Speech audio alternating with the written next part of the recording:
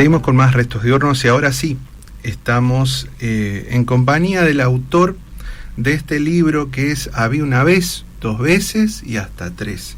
Le damos la bienvenida a Luis Gómez Orsini. ¿Cómo estás? ¿Cómo estás, Juan? Un gusto, un enorme gusto estar acá. Un placer que podamos compartir este rato de un libro particular, ¿no? Un trabajo, justo hablamos fuera de aire, ajeno a lo que vos venías haciendo, publicando. Es como un gusto, el gusto literario, podemos llamarle más lúdico, no tan técnico, tan académico, y acá hay un compilado de diversos géneros, ¿es así? Es tal como lo explicas. En realidad, en el año 2015 yo hice quizás algo que se relaciona con esto que es tan reflexivo, que es tan hacia adentro, que es tan a la vez de comunicar situaciones, a través de dos libros que fueron libros de frases. A mí las frases me gustan, siempre me han parecido significativas, desde los refranes para adelante, y bueno, y escribí, digamos, más que todo vamos a hablar desde el lado de las publicaciones, más que de las escrituras, porque en realidad uno nunca deja de escribir. Y si bien es cierto que esto sale hoy, no es menos cierto que acá salen cosas que han sido escritas a lo mejor hace 5 años, 4 años, 8. Y en ese momento publiqué 400 frases. Y 400 frases que no eran mías, ¿no? De gente que sabe, realmente. Y me pareció interesante porque si alguien quiere conocerme, las frases son la mejor manera. Las frases te obligan a definirte, ¿no? Eso, como te digo, es una acción reflexiva que tiene mucho que ver con estos géneros. Estos géneros a la vez son géneros de taller. Yo he transitado por muchos talleres, siempre me ha gustado. He tenido profesores bastante calificados, algunos, otros no tanto. Gente que maneja muy bien la literatura, que maneja muy bien la gramática, los giros. Periodistas, locutores, licenciados en letras, gente así con un conocimiento bastante bueno de lo que es el género literario del cuento, por ejemplo, de lo que es el género literario del poema o de la poesía, ya sea una poesía clásica o una poesía contemporánea, y gente que además se ha especializado en la redacción de guiones. Los tres géneros me parecieron siempre muy interesantes y tengo mucho material escrito porque realmente los talleres yo siempre los recomiendo, más que para la publicación, los recomiendo para el debate. Se aprende mucho de los otros, siempre uno aprende mucho de los otros. Vos podés ser a lo mejor el que está al frente del aula y sos el que está aprendiendo más. Vos podés estar al frente de una conferencia, frente a miles de personas, y sos el que está aprendiendo más. Entonces, el aprendizaje conjunto, cuando se va a un taller, es muy valioso porque todos opinan sobre el trabajo que vos estás presentando. Y esto permite trabajarlo, permite pulirlo, permite mejorarlo muchísimo. Entonces, estos materiales que se han publicado ahora son un poco el resultado de ese trabajo, para mí, hermoso, interesante, diferente a la literatura de investigación, que como vos dices, es lo que más he realizado. Bien, me das ahí unos disparadores porque, bueno, con esto de los géneros y demás, me decís que siempre te resultaron muy interesantes. Entonces, la pregunta lógica que se me viene es, de eso que te ha resultado siempre muy interesante, si vos recordás, por ejemplo, en un guión de cine o en la poesía misma, si hay autoras o autores que hayan sido esos justamente disparadores de todo, de las ganas de que vos tengas también de plasmar, ¿no? Siempre, en el libro. Siempre, uno no puede evitarlo. Si, por ejemplo, lees a Cortázar o lees a Quiroga, digamos, son inspiraciones naturales para cualquier persona que quiera redactar un cuento. Si vos lees a Oscar Wilde, por ejemplo, ¿no? Y si te querés meter por el lado de la poesía, bueno, uno podría arrancar desde Becker para adelante, ¿no? pero hay muchísimos autores. Nosotros tenemos autores muy cercanos, como Pablo Neruda, no sé, hay un montón de gente, Alfonsina, Storni, ¿no es cierto? Hay mucha gente que ha escrito y ha escrito muy bien. Y con respecto a los guiones, sí, claro que hay guionistas que realmente son soberbios y que uno se sorprende de la trascendencia que tiene ese género. Quizás sea el género que más te desafía, porque ya no quedas en el terreno de la literatura solamente. Cuando vos armás un guión, tenés que estar pensando en un montón de otros factores, porque va a haber un escenario, va a haber una escenografía, va a haber sonidos, va a haber luces, ¿no es cierto? Va a haber un montón de efectos, incluso podés incorporar situaciones que se vayan generando en el espacio intermedio entre el público y el pasillo. Hay un montón de alternativas que te permite el guión.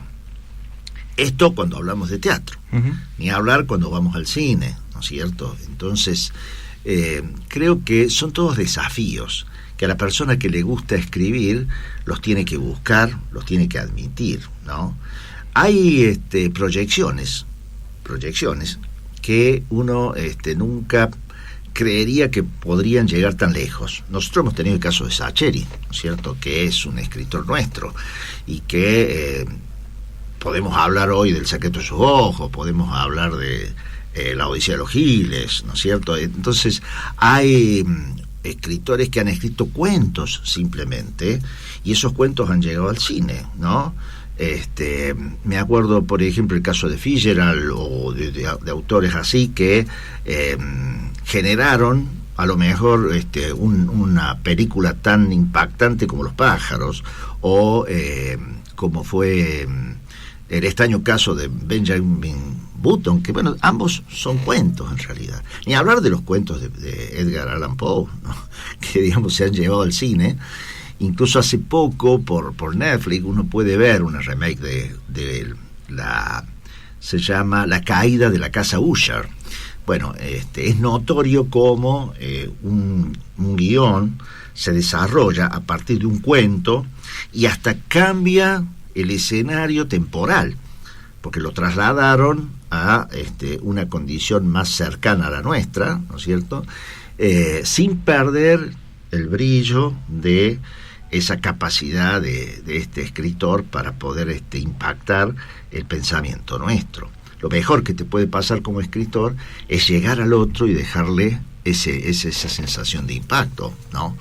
Ni hablar de Stephen King, por ejemplo, ¿no? Es decir, escritores así que también han ido desarrollando novelas y materiales que nos han llegado a través del cine. Entonces, los géneros en general tienen personas que se identifican con el género. Quien empieza a escribir o quien quiere trabajar estas cosas, inevitablemente tiene que entrar en ese escenario y dejarse impactar. Hay una película, por ejemplo, que se llama El Príncipe de las Mareas, no sé si la viste, ¿no?, que tiene Redford, un comienzo fantástico. No sé si te acordás cómo empieza. Digamos que hay el solo arranque de la película ya te da la pauta de lo que vas a tener por detrás, ¿no? Hay una película que habla, por ejemplo, de la historia de un hombre, un norteamericano, que termina preso de los japoneses. Y este hombre, digamos, sufre en prisión los mayores horrores que te puedas imaginar.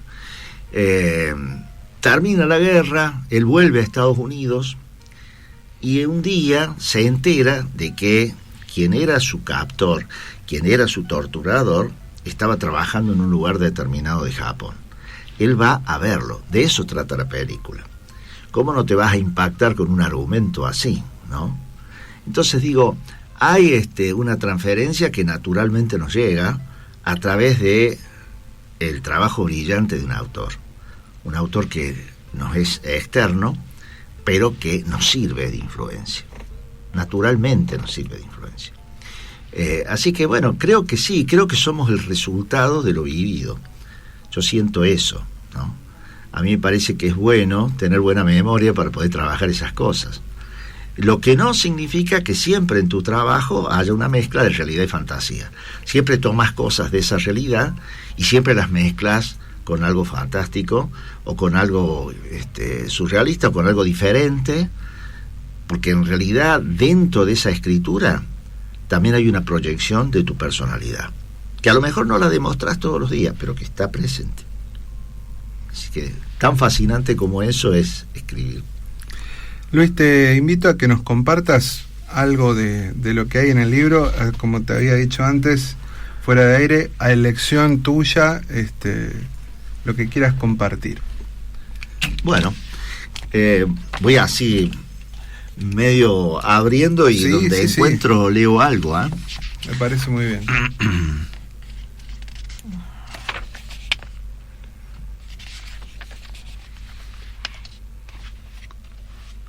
A ver.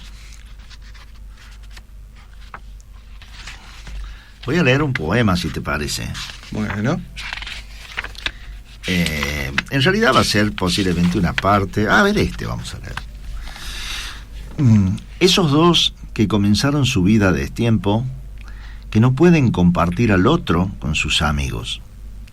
Los que tienen temor de encontrarse y decepcionar. Esos que sufrirían lo indecible si tuvieran que admitir la frustración del otro. Los que tomados de la mano moverían el mundo. Esos somos vos y yo. No sé si alcanza con eso o quiere algo más. Adelante. ¿Sigo? Sí. Bueno.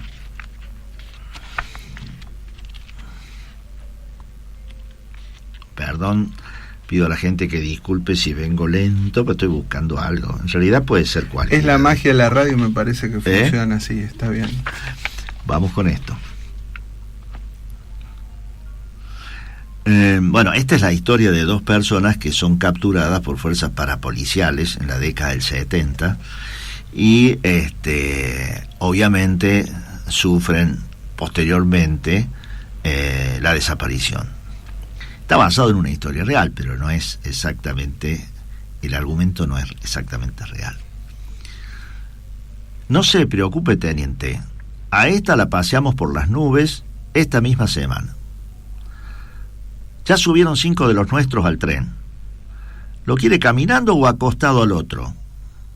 ¿Cómo lo bajamos al zurdo?, dijo uno de los uniformados con sonrisa burlona. Puntazos y que parezca una caída. Deje salir el tren, ordenó el otro. Esa parte es un poco trágica, ¿no?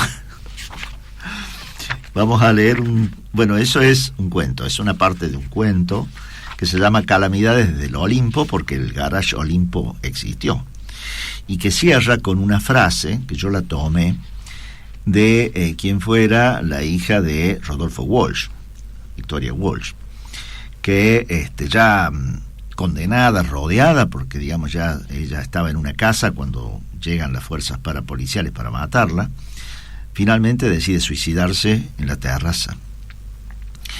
Y este cuento termina con la última frase de esta chica.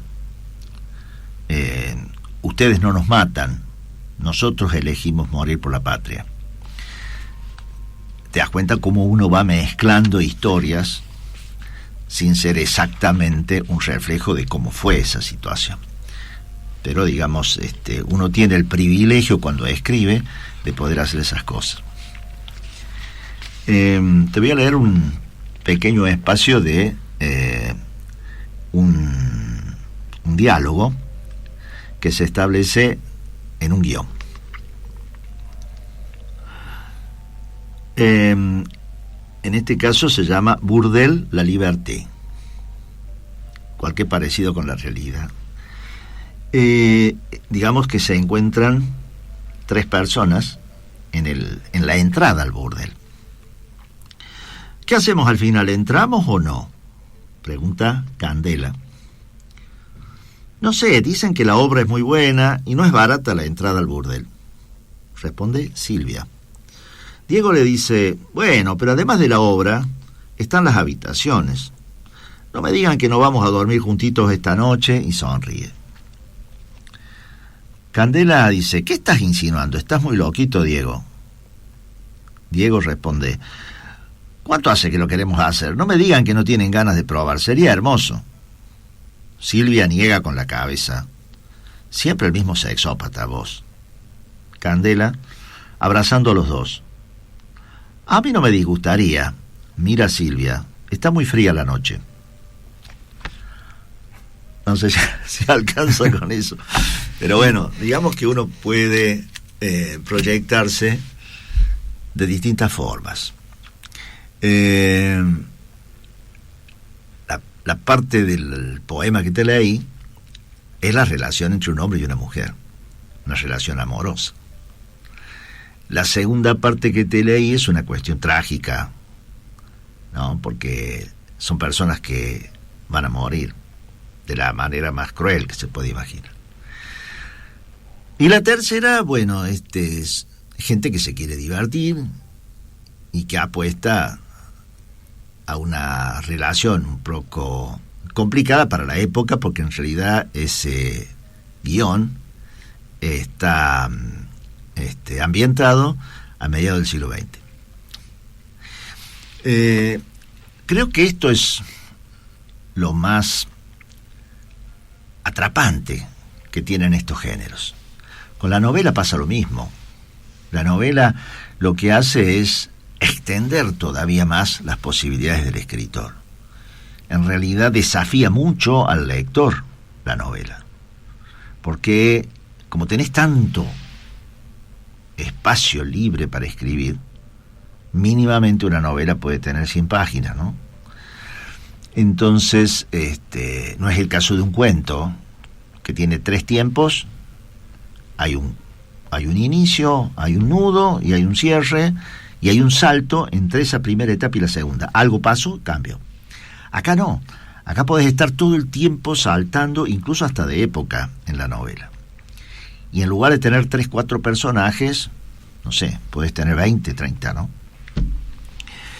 Y finalmente está la literatura de investigación, que también es muy atractiva, sobre todo cuando tenés algún tipo de vocación, ¿no? En el caso mío, mi vocación es la educación, pero es una educación muy ligada a lo social, a lo político, a lo económico. No puedo concebir una educación de otra manera.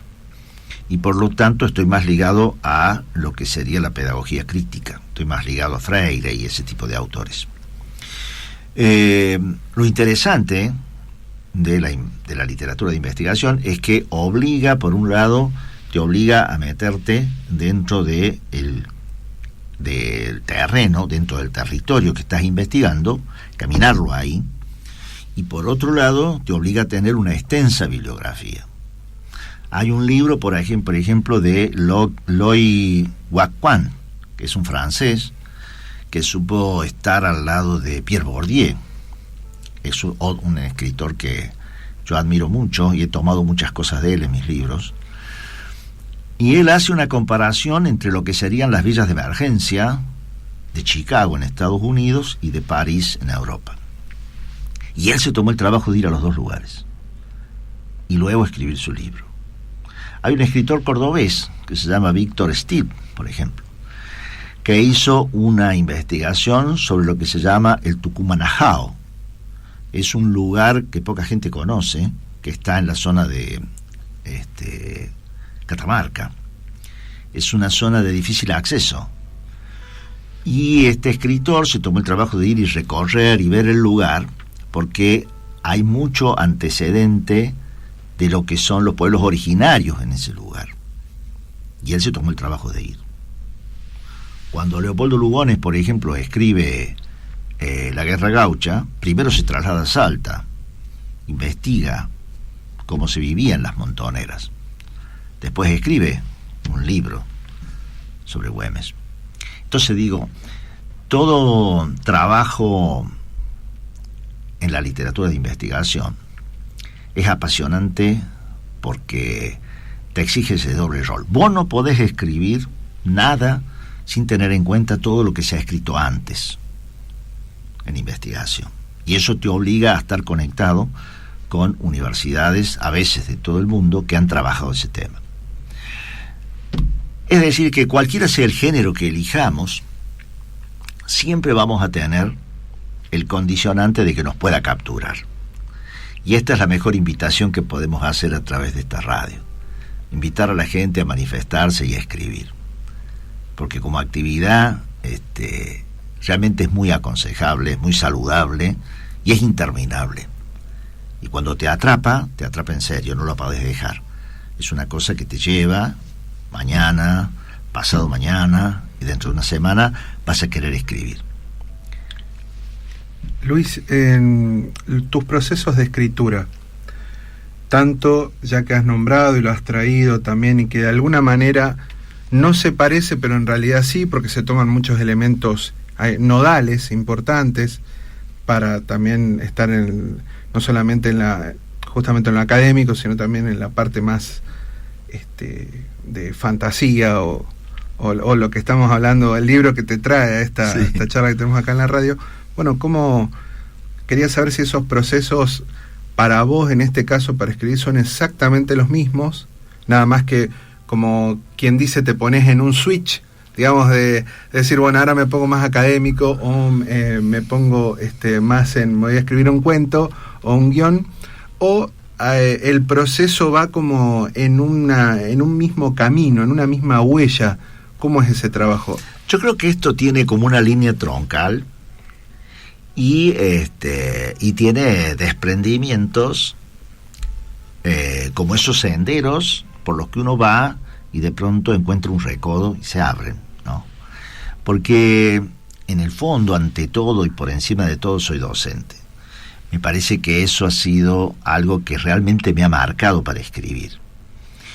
El docente que siente la vocación, que somos muchos, que somos muchísimos más que lo que por ahí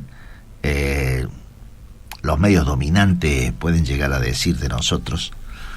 Los docentes en general tenemos una fuerte responsabilidad sobre lo que hacemos, sobre lo que pensamos. Y naturalmente profundizamos el conocimiento. Naturalmente nos fortalecemos en todo lo que requiere el nuevo aprendizaje. Este ha sido el desafío desde siempre. Y claro que cuando uno aborda un género o el otro, necesita tener claro, más allá de esa cuestión tan troncal, un montón de aspectos que obviamente son particulares. No se puede trabajar todo uniformemente. Pero al que le interesa y tiene la vocación, es como que todo le sale más fácil. Esta es la sensación que tengo. Además, nosotros tenemos, creo yo, una cultura muy arraigada. Creo que Córdoba tiene una cultura muy fuerte.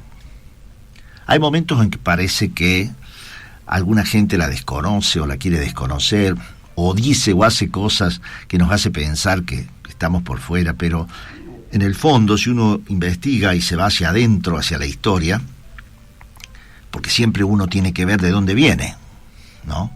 Y creo que el cordobés tiene una vertiente muy fuerte, que se extiende, yo diría, al siglo XVII, con Luis de Tejeda, que fue el primer poeta argentino y es cordobés. Que la tiene con Leopoldo Lugones, ¿no? Que lo mencionábamos recién.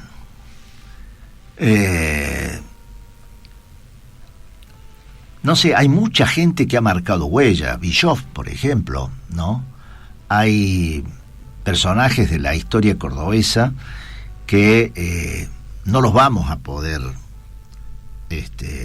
evitar si nosotros nos vamos a la génesis de por qué el cordobés escribe tanto como escribe.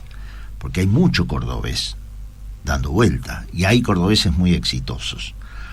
Y como digo, hay muchos que han trascendido. Fillol, por ejemplo, Juan Fillol, ¿no es cierto? Leonora Allende, que ha sido un caso particular del periodismo cordobés. Es una mujer que fue la primer periodista asalariada que tuvo Córdoba. Y es además una mujer que tuvo ese extraño privilegio de poder escribir en La Voz del Interior y en Caras y Caretas, nada menos, ¿no? todo eso, digamos, es retroceder la historia y ver, digamos, que eso ha continuado. Ha continuado con Mariano Saravia, por ejemplo, ¿no? Ha continuado con un montón de escritores que realmente han ido demostrando su interés por el hecho social, por el hecho político, y que lo han brindado de distintas maneras. Quizás yo no soy muy afecto a Marcos Gaghini, pero debo asegurar que ha tenido trascendencia, tengo que aceptarlo. Ha habido personajes como María Teresa Andrueto, por ejemplo, ¿no?, que ha trascendido las fronteras nuestras y que ha obtenido un premio que es casi el Nobel de lo que es la literatura infantil. Y es cordobesa, ¿no? Así que podríamos hacer una lista muy larga de escritores de Córdoba, novelistas, ¿no es cierto?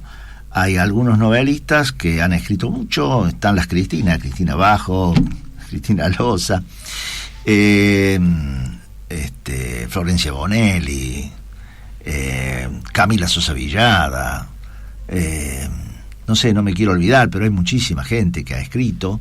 Hay escritores que son muy cercanos a la universidad, como Guadalupe Molina, por ejemplo, que es hoy la directora de la Escuela de Educación de la universidad, que ha escrito un trabajo muy interesante.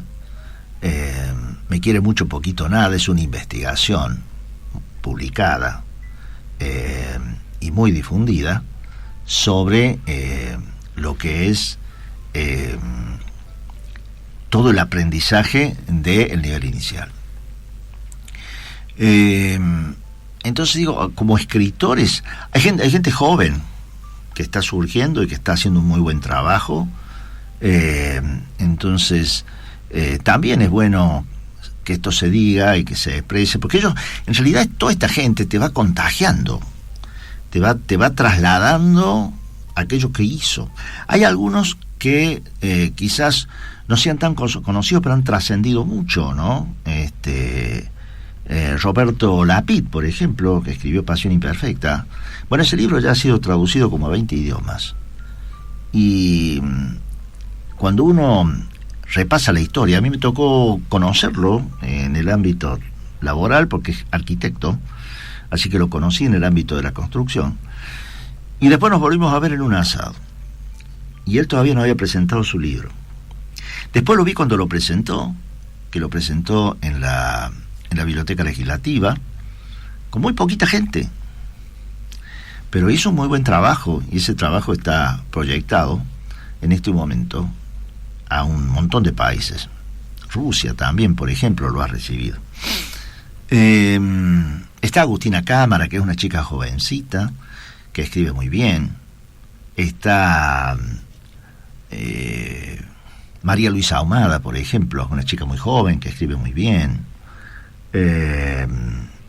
Está Karina Figueroa, de la Cachito, que es una muestra, una demostración cabal de lo que se puede lograr superando las adversidades. Y después, no sé, hay poetas que es hermoso leerlos, como el caso de Daniel Quintana, que nos dejó el año pasado, ¿no? Entonces digo, hay una vertiente importantísima en la educación y en la cultura cordobesa, que no es casual. No nos olvidemos que en el siglo XVII justamente nace lo que se llamó el Colegio Máximo.